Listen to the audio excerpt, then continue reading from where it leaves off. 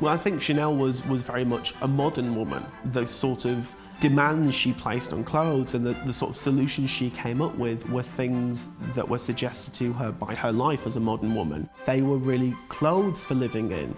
They weren't clothes to be ostentatious displays of wealth. They were clothes for getting on with business. It was Chanel who really did, as Mary Quant said, bring about a modern way of dressing. Her whole philosophy was that things should be worn in a very casual, nonchalant way.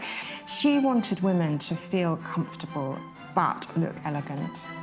Indisputably, of any 20th century designer, she had the most long-lasting influence, and she was the most original.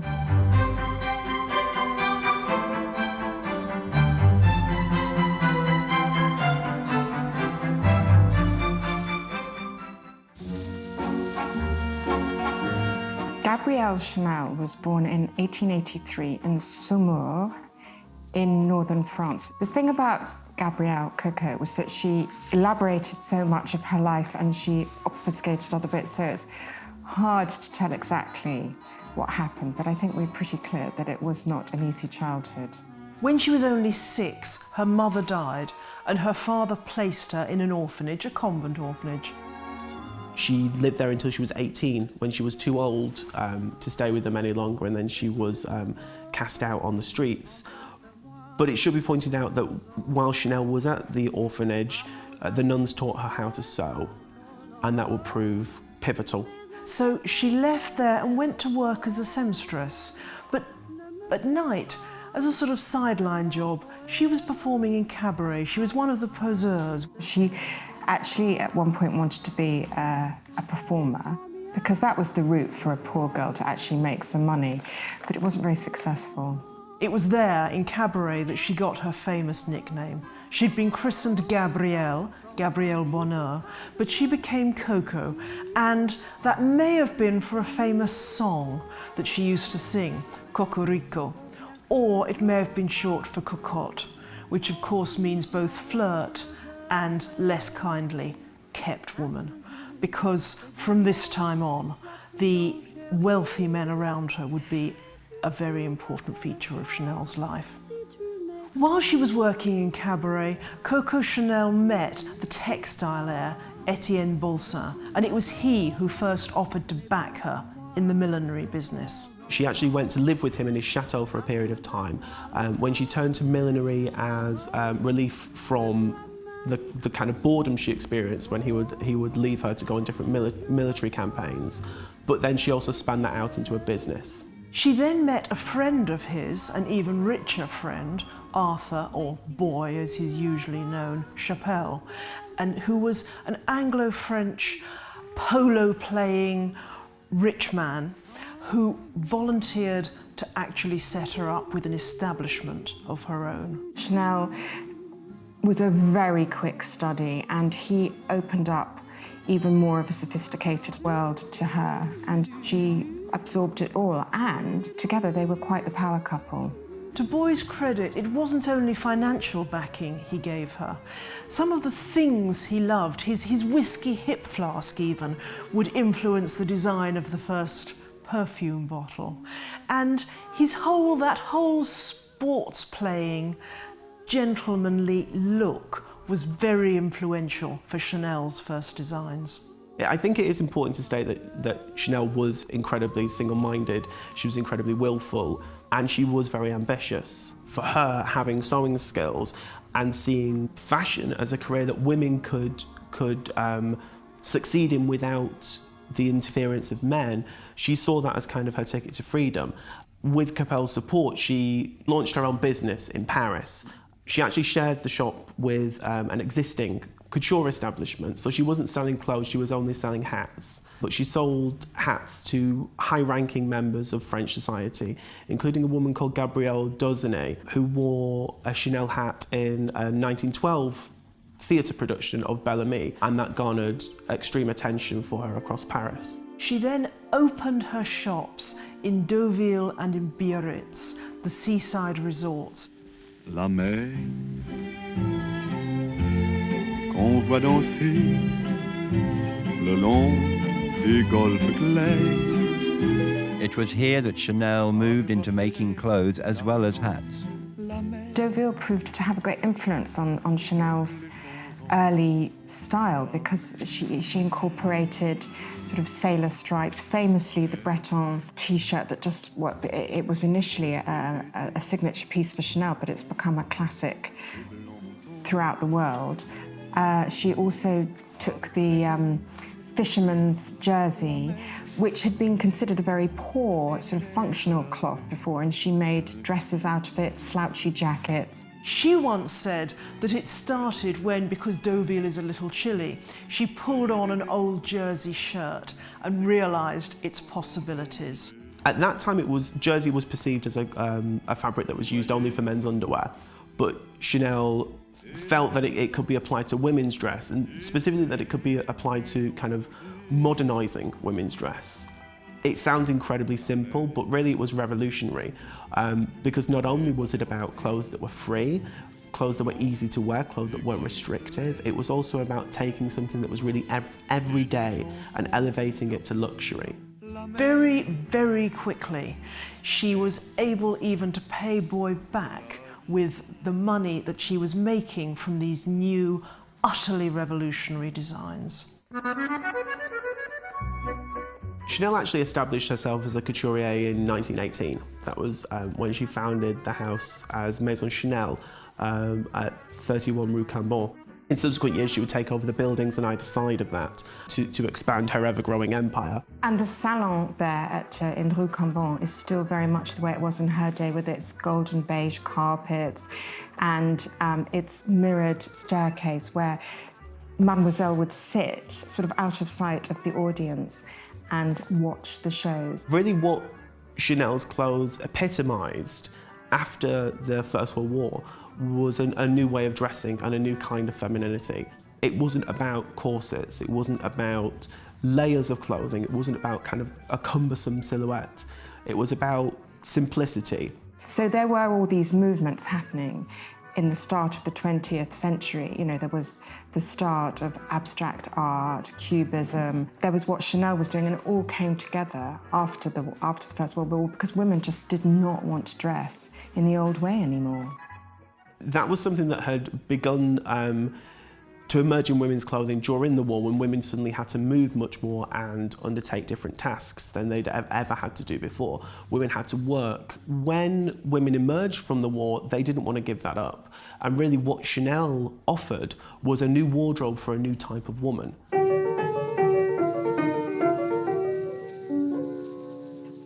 Today, it feels like a lot of the symbols of her look are really eternal. And it's really difficult, I think, to perceive how shocking they were at the time. The whole idea of wearing fake jewellery. Chanel wore ostentatious fake jewellery. It was really about inverting ideas of luxury, challenging notions of preciousness, things that have been kind of cemented since the Middle Ages. Chanel was ripping them apart and was proposing something modern alternatives, modern views of luxury. And it was all tied up with ideas of practicality, ideas of freedom. Chanel said, if there's a button, there must be a buttonhole that goes with it. If there's a pocket, you should be able to put your hand in it. When Chanel was fitting designs onto her models, she used to make them bend over, stand up, sit down, get up as if they were getting up the steps of a bus, just to be sure that the designs actually worked for everyday living. And I think that's why women absolutely fell on them. She herself said that what she wanted was to make designs where a woman could breathe, eat, drink without actually fainting. Chanel met the Duke of Westminster aboard his yacht in Monte Carlo in 1923, and the two started a decade-long relationship. Once again, one of her lovers gave Chanel something important for her aesthetic, these wonderful British tweeds and the colours that came with them. And of course, tweeds in all their variety of colour and texture are still enormously important for the House of Chanel today. Out of the repeated legends that blossom around Chanel, one remains that she took the double C logo that came to emblemise her fashion house from the lamppost around Westminster. She also started to design sporty clothes, you know, tennis clothes, equestrian clothes. I mean, that was something she got from the Duke of Westminster. She loved British equestrian clothes, because of course they were very tailored. Because Chanel was very intelligent, she was also a major cultural figure at that time, and she cultivated something of a salon. She was very friendly with Cocteau, she knew Picasso. She did costumes for Ballet Russe, and she designed the costumes for the stage adaptation of Maupassant's Belle Amie. She was a cultivated woman. There was very much this idea that she was plugged into an art scene, and not only that she was a bystander, and not only that she was part of cafe society, but she was an active participant.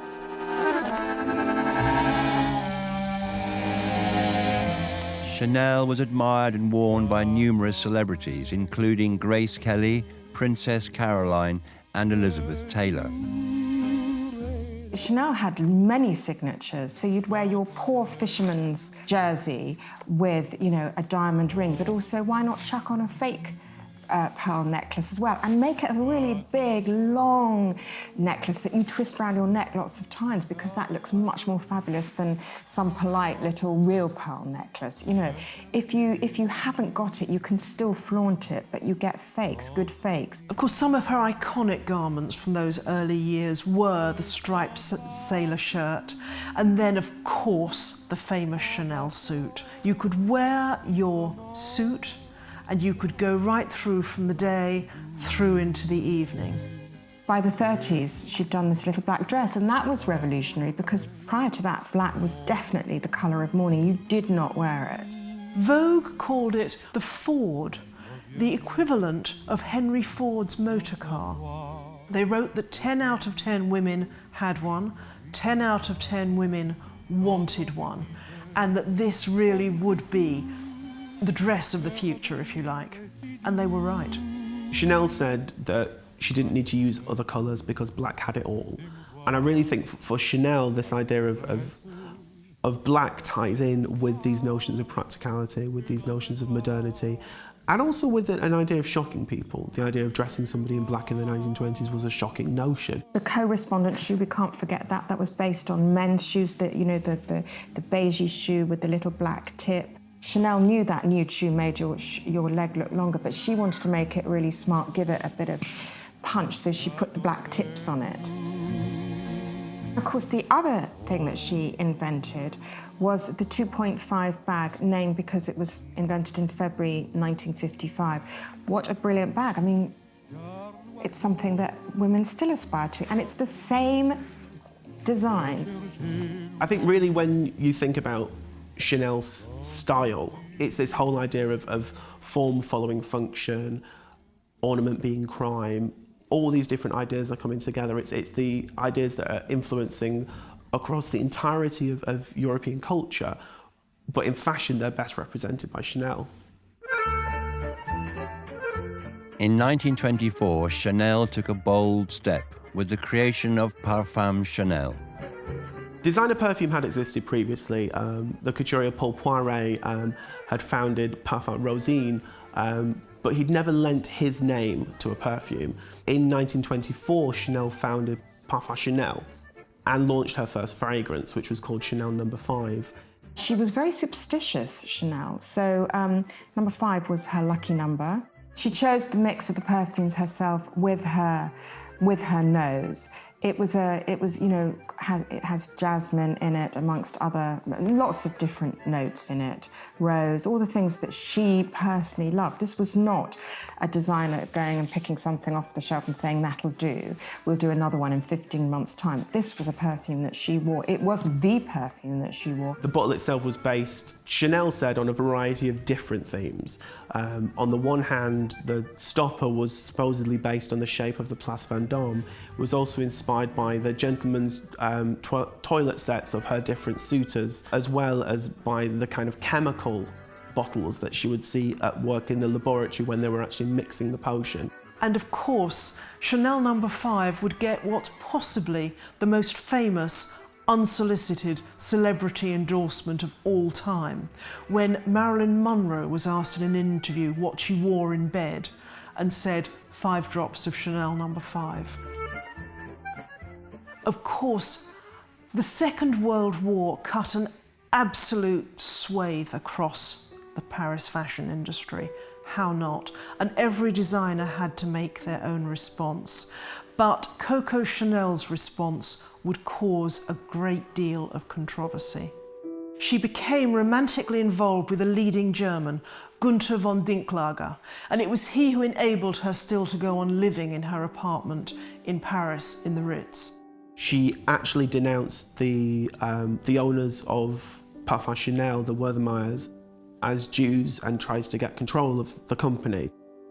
That really was her undoing because they were very, very tough on collaborators, or should I say collaboratrices, because of course it was the women who bore the brunt of it. You know, they would feather and tar the heads of women who had affairs, and Chanel was very lucky to escape that. I mean, she escaped that because she did escape. She went to live in Switzerland. There is one theory in one of the many books written about her that she was sort of spying for Churchill, because through the Duke of Westminster she had met Churchill, not just met him, but she had become friendly with him. There is this theory that Chanel was an incredibly useful and effective spy. I do not know if there is any merit in this theory. Who knows? Her known collaboration with the Nazis did profoundly affect her reputation. After the war, the French never quite forgave Chanel for really quite some time. She tried to play it down herself. As the Americans liberated Paris, Chanel ordered her staff to give out free Chanel No. 5 perfume to the American GIs so they could take a little glamour home. And that made her very popular with the Americans who were around then, but the French were a lot slower to forgive her. Chanel was actually brought back into fashion because sales of Chanel No. 5 had gone on the wane. So the owners of Parfum Chanel approached her with a deal, which was that they would cover her living expenses, whatever they were, for the rest of her life, if she would come back and start to make fashion collections again. Chanel presented her comeback collection for spring 1954, and although the collection was well received, particularly by the American press, the French were aghast. They felt that Chanel was out of touch with the times. Chanel herself said that she wanted to make an answer to the ludicrousness of Dior's upholstered, as she called them, clothes, and that in a sense is why she'd come back out of retirement. She launched at that point the cardigan suit, which replaced the structure of tailoring like Dior's with soft quilting to hold layers of tweed against layers of silk. The base of the jacket was weighted with a chain to allow it to hang straight, and that really influenced women's fashion across all different levels. It became the way that women dressed. Women of a certain age and a certain class for the next 50 years. Coco Chanel died on January the 10th, 1971. So Chanel died in 1971. So she had gone from the Victorian era into the modern era. I think the legacy of Coco Chanel is enormous. We almost can't calculate her importance because effectively we are all still wearing Chanel designs today. The stripy t-shirts, the little black dress, just as popular now, if not more so. The suit, the slouchy cardigan jacket. Clothes that you can move in, work in, clothes that just don't constrain the body. For me, she is the 20th century designer because we really are still wearing so much of what she did now.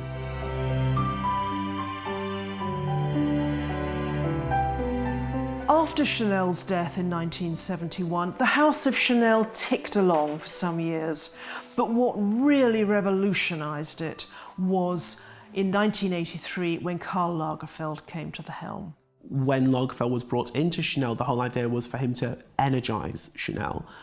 Chanel has been said at that point to have been like Tutankhamun's tomb, not meaning kind of a place of undiscovered treasures, but something that was really dusty and really old. And what Lagerfeld did in '83 was to start to dust it off and to reignite Chanel's legacy, to reanimate Chanel. It was about how do you make this moribund thing fashionable. How do you make people forget their grandmother wearing a Chanel suit and want to wear one themselves? And that's really was the challenge that was placed with Lagerfeld. What he very cleverly did was identify what they now call codes, but are the signature pieces, you know, the little black dress, the suit, the tweeds, the correspondence shoes. And he has reworked them endlessly for the last 40 years and, you know, often made them ridiculous, deliberately. It was really about an irreverence, but what Lagerfeld did at Chanel was set the blueprint for designer house revivals, which is still with us today. Karl Lagerfeld really has taken the house of Chanel onwards and upwards and outwards and made it a real commercial powerhouse. I mean, I think the interesting thing with Chanel is that in this world of fashion that's incredibly open and incredibly boastful about its financial figures and about how well everything's doing and about how well everything's selling, Chanel's privately owned and Chanel is the one that no one really knows anything about. No one knows how well Chanel is doing. The only thing we know is that Chanel is able to stage these kind of spectacular events. We know that Chanel is able to make these kind of incredible clothes. I think of all the labels, Chanel somehow has never lost its sort of classiness. And I think that's a combination of very clever business manoeuvring and marketing from the Wertheimers. But I think it's also got to do with the aura of Coco Chanel. She's just this incredible woman. She is the most powerful weapon that Chanel has. Well, there's no way Chanel will ever die. It can't. Chanel's it's the most famous house in fashion. It's always going to survive. Although the flesh may wither, the name will still prevail. The Chanel name will always continue because Chanel's actually more than fashion, Chanel's style. There's something eternal about it. It will always continue.